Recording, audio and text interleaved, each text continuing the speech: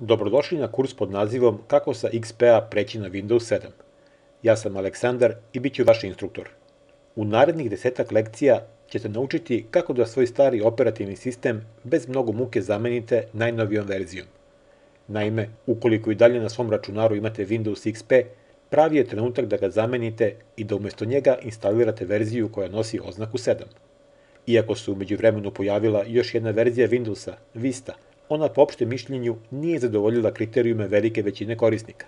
Zato je sa velikim nestrpljenjem očekivana njegova zamena, to jest jedan zaista efikasan operativni sistem koji omogućava da se u potpunosti iskoriste sve prednosti koje donosi napredak na polju računarske tehnike. Za početak ću vam pokazati kako se možete pripremiti za prelazak na novu verziju i proveriti da li je vaš računar u potpunosti spreman za Windows 7. Naravno, u tome će vam pomoći specijalni program pod nazivom Upgrade Advisor.